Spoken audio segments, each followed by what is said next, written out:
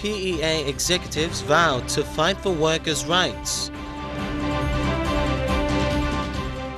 Australian Senator visits Bomana Police College.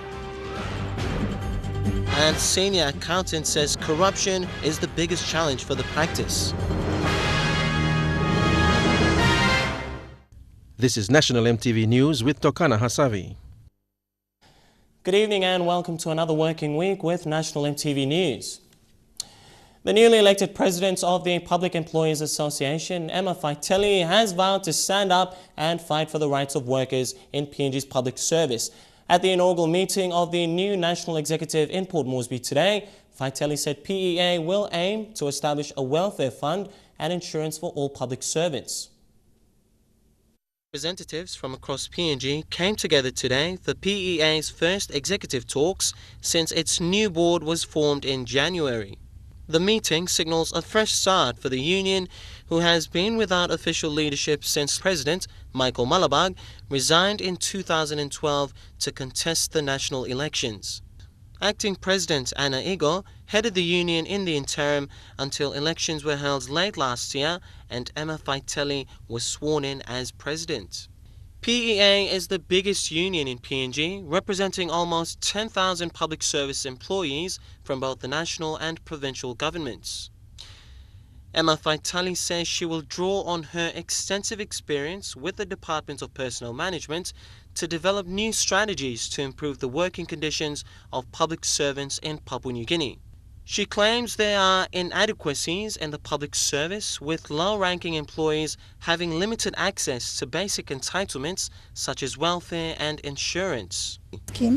There was an insurance cover, but it went kaput somewhere along the line. So those are the projects I'm concentrating on. The welfare fund for employees who are members of the public service, and also the insurance. Faitelli is one of 2 female members of the executive board and claims the union will greatly benefit from its new female leadership. I feel it's a men's world, and with what I bring into the organization, it's patience. Everyone believes that, think that union is all related to going on strike. And I don't want to be that mentioned when I'm here as the president. I want us to go through the normal channel of communication, channel of negotiations, for us to reach our amicable resolution for our employees. PEA members stress that the union strives to act as an advocate rather than an activist for public sector employees in Papua New Guinea. Parents of students in Morobe schools are already feeling the pinch of the delay of the TFF funds. This comes after the Morobe Provincial Education Board issued stern warnings to temporarily close schools if the funds aren't released. Schools in Morobe, meanwhile, say they will continue to charge project fees despite orders from the Education Minister, who directed schools not to charge fees. What has come to the fore over the last 3 months was a cloud of controversy. First, it was the good news from the government, the implementation of the free education policy that allows every child to go to school. Then came the project fees, which was a letdown for many parents who said it was contradicting to the government's education policy. Buy school fee because buy school fee buy half 50% na jisla kay mitla buy, but still mitla buy mosem kaino se mitla buy normal school fee because school talk project fee na jisla kay niya. In Ley, parents are waiting for a response from the Morobe Provincial Education Board on the release of the tuition-free fee funds from Waigani that hasn't been released yet.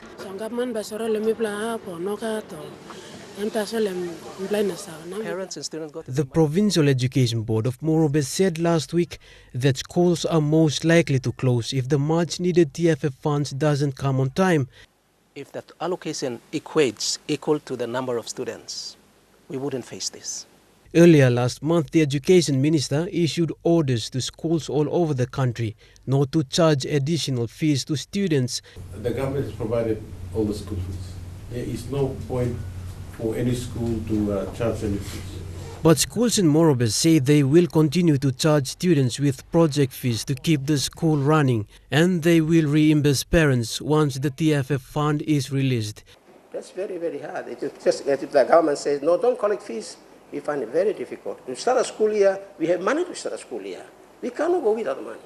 Edwin Fidelis, National MTV News, Ley. President of the Australian Senate, Senator Stephen Perry, visited Bomana Police College today. His visit is focusing on the PNG Australia Policing Partnership and training.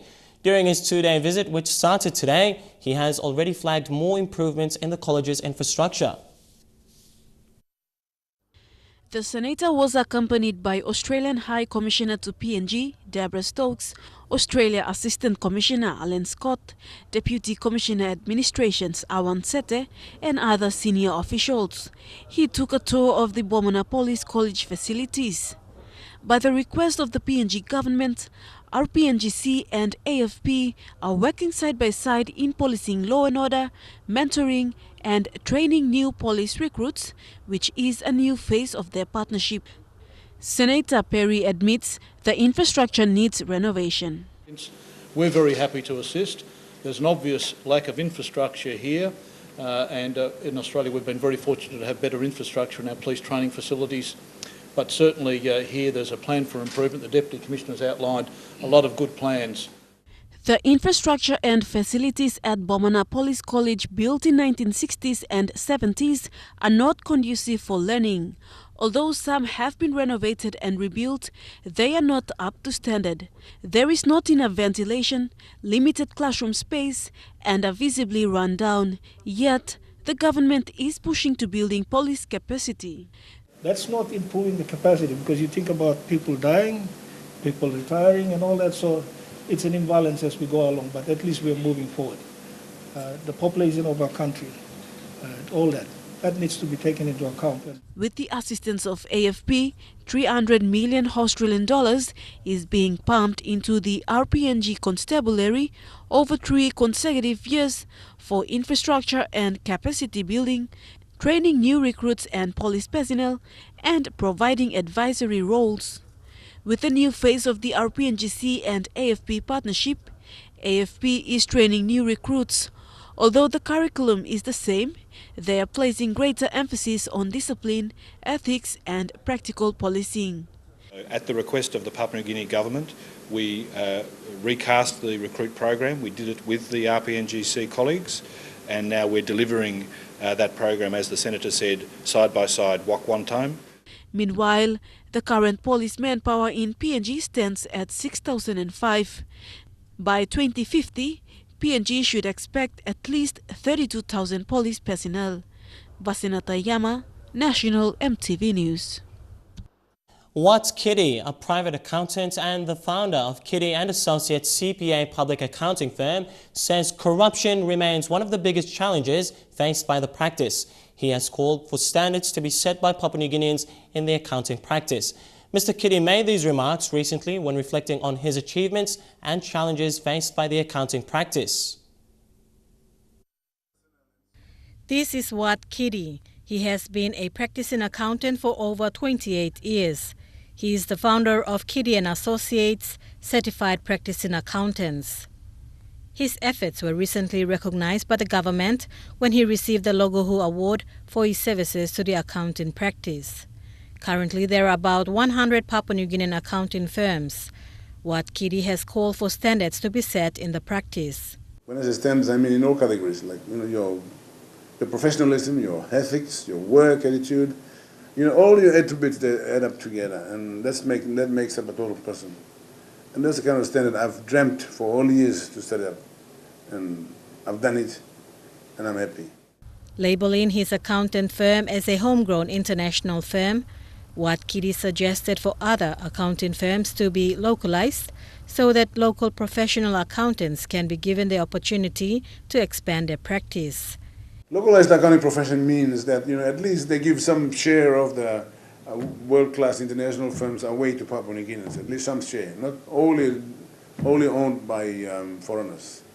That's what I mean. And I think in all his accounting career, he says corruption has been and is still one of the biggest challenges faced by the practice. Some of his firm's highlights include the audit and cleanup of NCD Commission accounts. To withstand the forces of corruption, and I have withstood all those forces. I have been involved in very controversial audits. For example, NCDC, I've been auditing NCDC for the last 15 years. And that's a milestone in itself. NCDC was the most corrupted place on earth. And I cleaned up that place through my innovative auditing, and it resulted in the total cleanup of that place. And now you see the government and everybody else doing well up at NCDC. Moving forward, he says, from the legacy of McNeil, Young and Kiddy, the accounting firm will now operate as Henry, Karen and Kiddy starting this month. Bridget Komatep, National EMTV News. A lack of security, surveillance and monitoring along the PNG-Indonesian border are some reasons why smuggling of firearms and marijuana is common. Renewed calls have been made by West Sepik Provincial Police Commander Robert Gessa and the opposition MPs for the government to consider improving security along the length of the border. Their concerns come after 17 Papua New Guineans were apprehended and held behind bars at Jayapura's Sentani prison for smuggling marijuana into Jayapura city. Following the capture of 17 PNG citizens in Indonesia's Jayapura city after smuggling marijuana from the PNG-Indonesian border, questions are now being raised on the effectiveness of security along our borders. In a phone interview with EMTV, West Sepik Provincial Police Commander Robert Gessa said the lack of constant border patrols are giving opportunities for people to smuggle illegal items from PNG into Indonesia. Yesterday, the opposition was again vocal on the issue. Opposition leader Don Poles says marijuana being illegal in both PNG and Indonesia, smugglers must be aware that the government will not intervene if they are found guilty. The security of the border is a national interest. And Indonesia being a very close neighbor, and we share the same land border, we respect each other's laws. And if our citizens break Indonesian laws, and you talk about marijuana, is one that Papua New Guinea does not encourage. We discourage it. For the 17 caught in Jayapura, they are likely to face severe penalties, with the Indonesian government still maintaining its death penalty law on drug smugglers. PPC Gessa will meet with the Indonesian police this Thursday to discuss the 17 detainees case. Meanwhile, the current issue for PNG now is to beef up its border security to prevent these kind of issues in the future. Stanley Over Jr., National EMTV News. Still to come on National EMTV News tonight, MVIL opens up office in Kerema, also renovations to housing corporation units and revitalizing the PNGDF fitness program. I'll give you all the details of those stories and more coming up after the break. Good to have you back with the news. Motor Vehicle Insurance Limited's move into Kerema town is expected to generate much needed internal revenue for the Gulf province. In recent years, the province has missed out on revenues from vehicle registrations. The opening of the new office will ensure vehicles are registered in the province and revenues retained for the growth of the local economy. Kerema town is the hub of business activities in the Gulf province, and with limited air and sea transportation into the township, travelling by road has become the preferred means of travel by the people. MVIL has noticed the growth in this part of the transportation sector and has moved in to assist the province capitalize on the demand. Chief Executive Officer of MVIL, Joe Wemin, described the expansion into Kerema town as a win-win situation. Of the total revenue generated from vehicle registration, the provincial government will retain 95%, while 5% will go to MVIL. It is our desire to help provincial government and revenue that is rightly due to them. The investment of over 120,000 kina is part of MVIL's expansion program throughout the country. Wemin says MVIL is committed to working with the provincial government to ensure this service is accessible to the people of Gulf province. The initial plan, this is part of our 3-year strategic business plan, and overall plan was to actually bring services to all the provinces, supporting government service, in delivery services. And that's basically because, MVIL is a state-owned enterprise. So we just want to ride the back of the government agenda to deliver services. So far, MVIL has opened 22 offices. The launch of their MVIL office in Manus later in the year will complete the expansion program. Mickey Cavera, National EMTV News. National Housing Estate Limited, the subsidiary company of National Housing Corporation, will be carrying out much-needed renovations on its block of units at Manu Auto Port, Korobosia. NHEL has engaged local manufacturing company PNG Metal Fabricators to carry out this task. The Manu Auto Port housing renovations are part of the government's housing policy. Following the signing ceremony between National Housing Estate Limited and PNG Metal Fabricators, this will see the renovation of NHEL units at Manu Autoport. This is one of the 3 projects undertaken by NHEL as it moves to improve some of its rundown properties in the city. In regard to housing is the development of new houses, at the same time upkeep existing houses which are run down. This is the first of its kind. We've gone through all the applicants, and we've chosen, the board has decided to take on board metal fabrication for the particular project at Manu Airport, Korobosia. There are other projects as well that we will be doing, but they'll be into construction and demolition. Except for the Korobosia project, we would like to maintain the current improvements that we have, the units there, because they are sound in their structures. PNG Metal Fabricators describe NHEL as a sleeping giant in terms of the revenue it may generate through its numerous properties and assets. The local company was pleased to be part of the government's housing policy to change the face of Port Moresby. Project going forward in terms of building and construction for the actual project.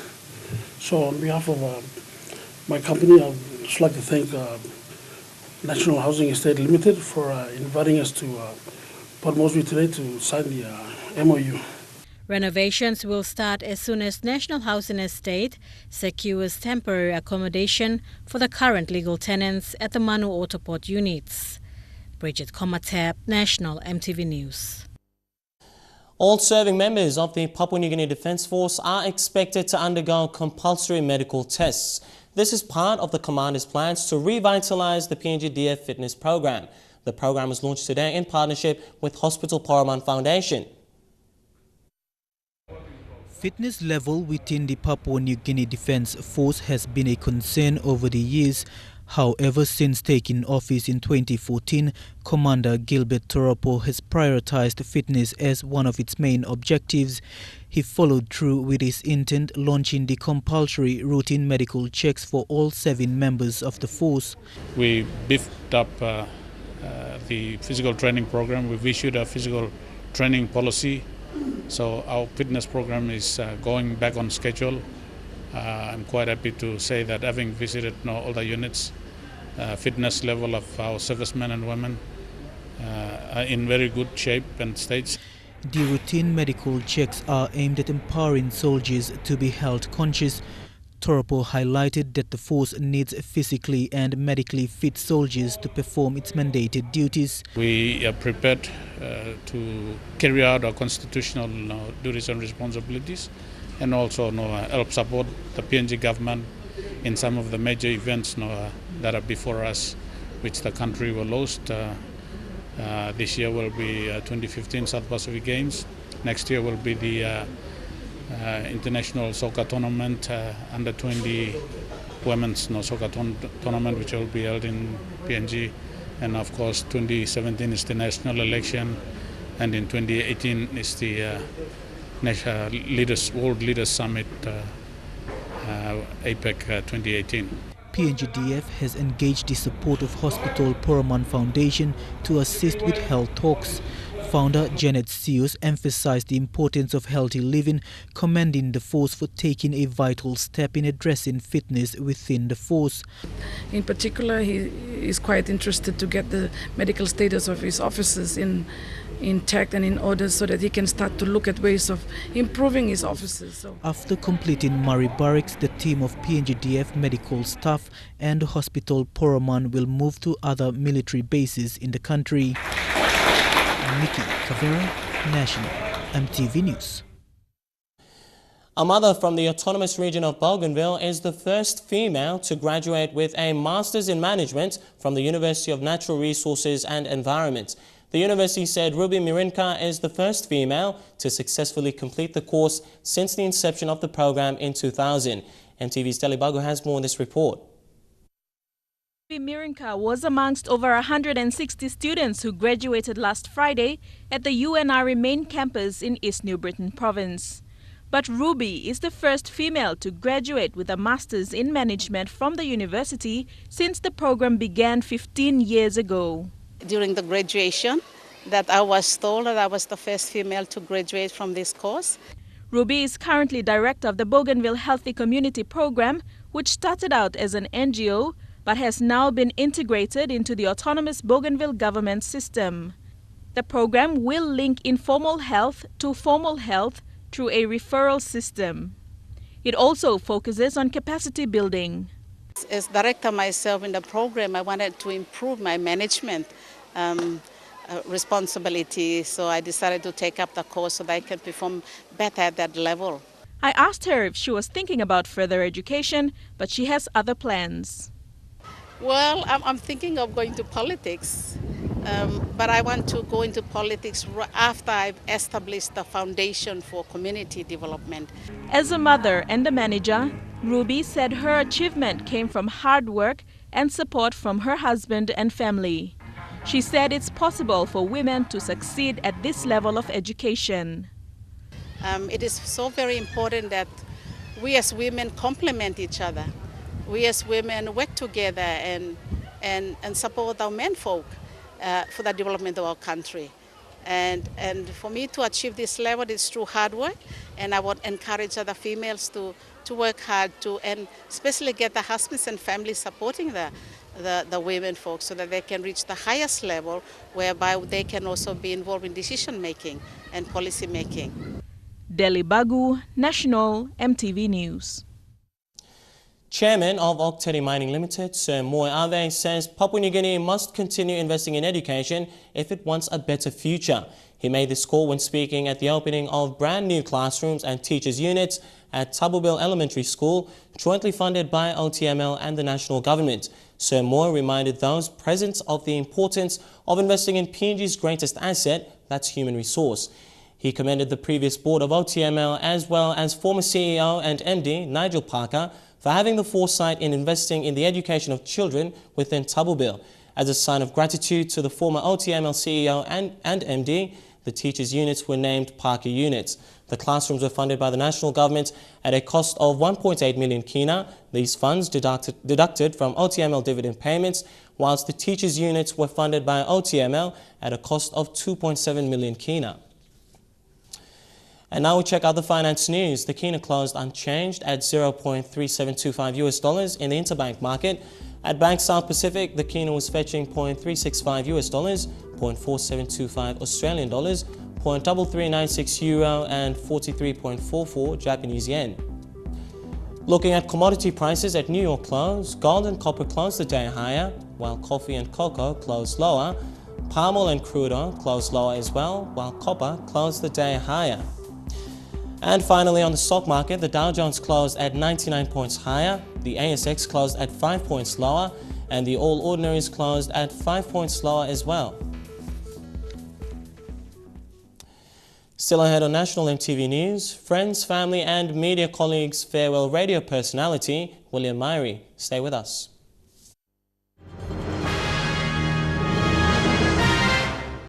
Good to have you back with National MTV News.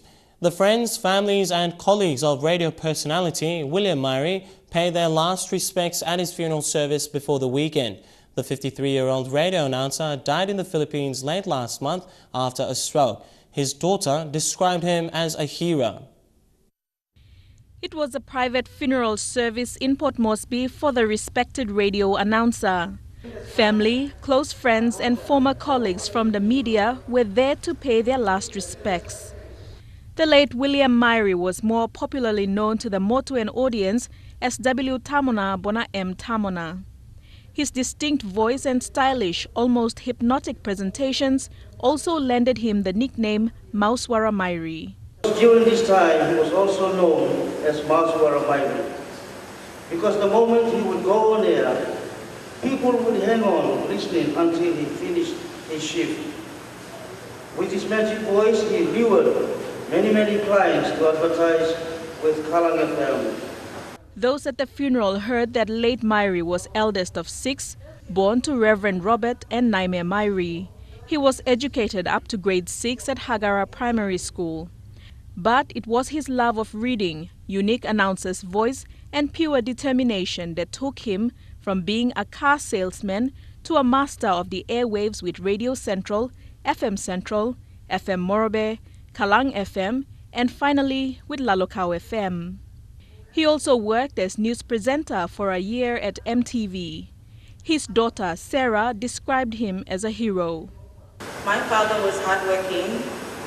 He had a bad temper. He was strong, loving, and gentle. He loved his family and friends. However, he was no saint. He always used to say he was radio, and radio was his life. The late William Myrie died in the Philippines on March 26 after succumbing to a stroke. He is survived by his wife and 6 children. Delhi Bagu, National EMTV News. Morobe Governor Kelly Naru says the church is an important partner for the government in areas of health and education and will continue to assist them. He called on the Lutheran Church hierarchy to really look into addressing problems affecting church members after the liquidation of Lutheran shipping. Governor Naru challenged the church leaders to understand its own problems within the church and resolve them. MTV's Sylvester Gawe has this report. The Morobe governor today maintains his government's commitment in assisting churches in Morobe province. This comes after widespread public resentments over the spending of millions of kina of government funds to assist churches in Morobe, in particular the Evangelical Lutheran Church of Papua New Guinea. More importantly, Morobe is predominantly a Lutheran province. Kelly Naru today presented 500,000 kina to the organizers of the 2016 ELC PNG Synod to be held in Finsafen, Morobe province. During the presentation, he spoke highly on the partnerships between the church and the government to bring basic government services to the people of Morobe province. All the 9 district long Morobe and Yumigat all Lutheran member staff. Now Lutheran presidents, now Lutheran council staff. Also na mila give him this talk, he go out long kirapim all the bell long all the leaders in chat long Morobe 1-1. This was one of the many financial assistance the Morobe government has supported the Lutheran Church in the last 2 years under its Christian Church Partnership Program. The provincial government has also given about 2 million kina towards the establishment of the Lutheran University. More funds were also spent on efforts to revive the now liquidated Lutheran Shipping Company, an important asset for the thousands of Lutheran followers in Morobe and Papua New Guinea. They have to understand what the real issue is that pertains to the running of the shipping service, and then we as a government can come in. Morobe is predominantly a Lutheran province, and the Morobe provincial government support towards the church in the previous years has been enormous. What the Morobe provincial government wants to see is transparency in the management of financial assets by the church's hierarchy. The liquidation of Lutheran shipping has tainted the efforts of the government and the church members towards assisting the church. Sylvester Gawi, National EMTV News, Leh. Well, National EMTV News continues with Trukai Sports. That's coming up next, and we'll have NRL action, touch rugby and union. Stay tuned for that.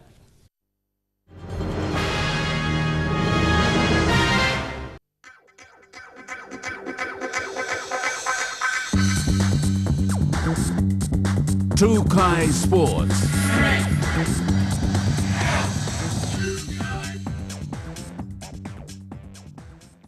Welcome to Trukai Sports.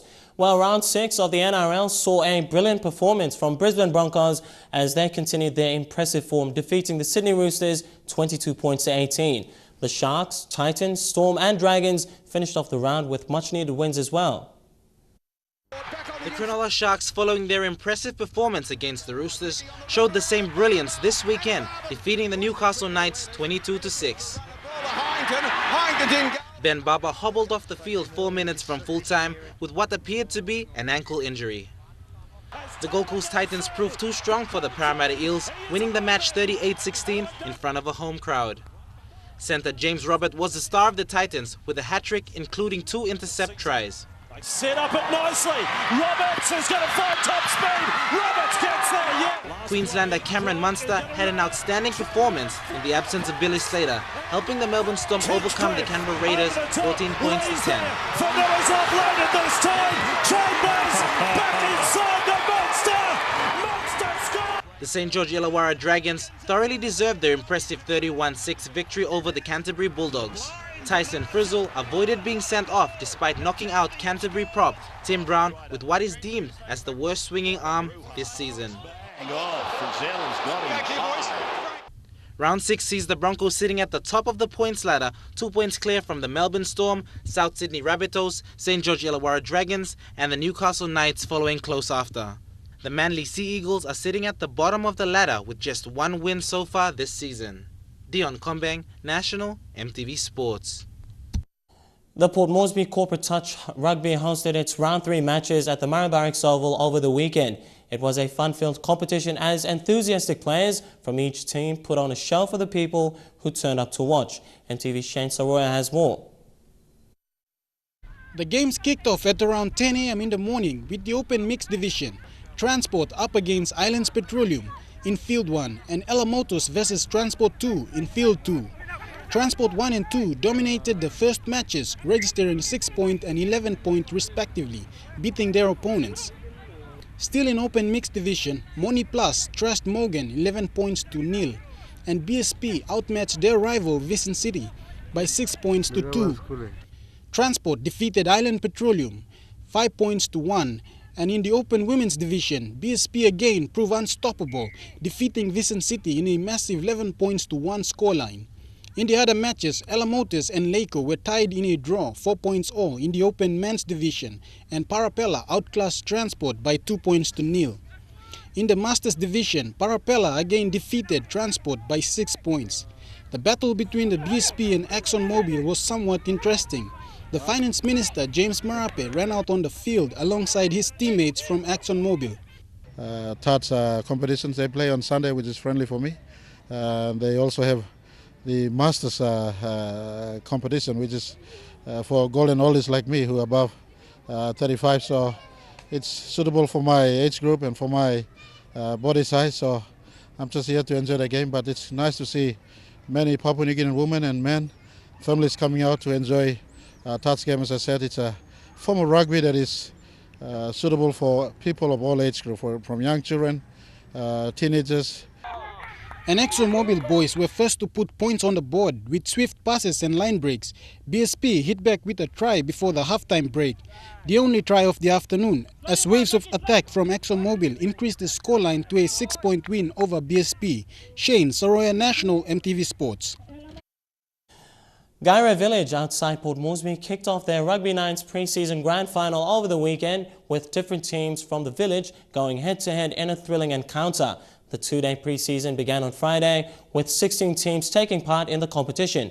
The grand final kicked off with the Brahmin Bulls and Tabai Raiders playoff for the bowl. MTV's Elijah Levette has this report. Both teams showed their fancy footwork on the field. The Raiders proved too strong for the Bulls, coming out victorious in the end, claiming the bowl.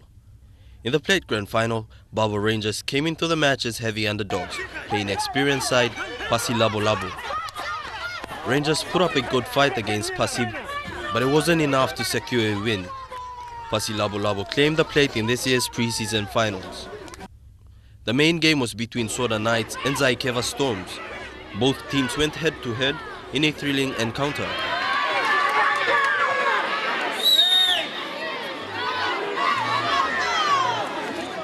Knights dominated the game, leading all throughout the first half. Storms came back in the second half determined to win, scoring 3 tries in the match to narrow the scoreline.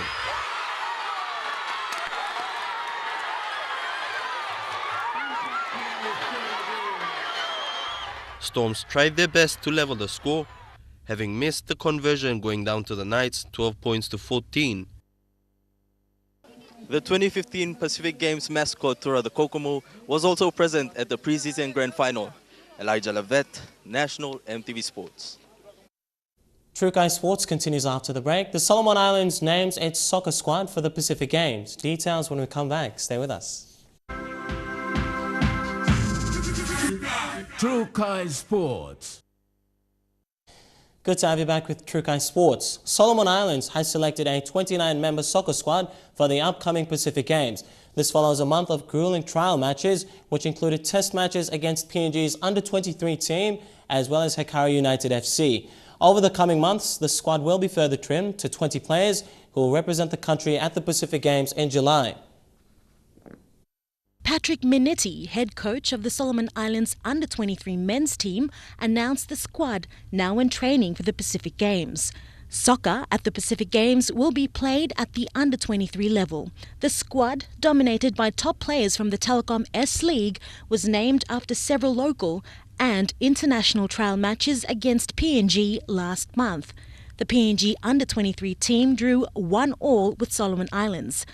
The team's management has expressed confidence in those selected. This squad will be trimmed down to 20 players, with the final select side to travel to Port Moresby in July. Solomon Islands are looking to improve their performance from the Noumea Games in 2011, where they won silver in the soccer finals, losing to gold medalist New Caledonia 2-0. Coach Minetti says he is happy with the training squad, but has warned players to not be complacent, citing the selection process was not over yet. He adds that officials will be looking out for the best in the final 20 footballers in terms of skills, fitness and tactical ability. In women's soccer, the Pacific Soccer Queens, the PNG women's team, can expect tough competition from rivals New Caledonia. The New Caledonian national women's team are now in camp as they prepare for the 15th edition of the Pacific Games. Coach Kamali Fitialeata acknowledges the potency of the PNG women's side, adding that he is particularly mindful of the threat posed playing in front of a PNG home crowd. To counter that threat, Fitialeata says he is bringing his squad together every weekend to prepare for the challenge ahead. New Caledonia was downed 2-1 by Papua New Guinea in the women's soccer final at the 2011 Games. Sasha Pesilovo, National EMTV Sports, Port Moresby. And that wraps up our True Guy Sports segment for tonight. The weather details coming up after these short messages. True Guy Sports.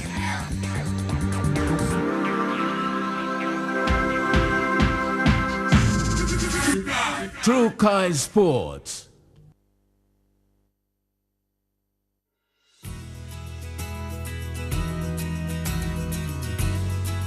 Looking at the weather forecast for the next 24 hours, in southern region, the nation's capital, mostly fine. Brief showers expected in Karama, Popondetta, Daro and Alotau, fine weather.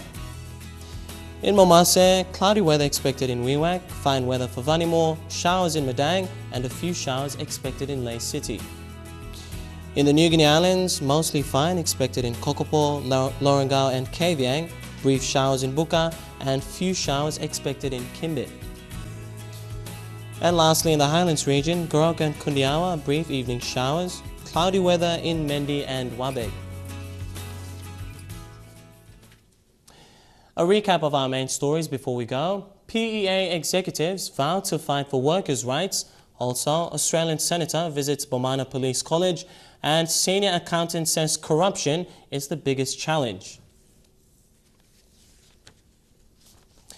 Well, that's been the bulletin this Monday from the news team. I'm Tokana Hasavi. Have a pleasant working week. Thanks for your company. Good night.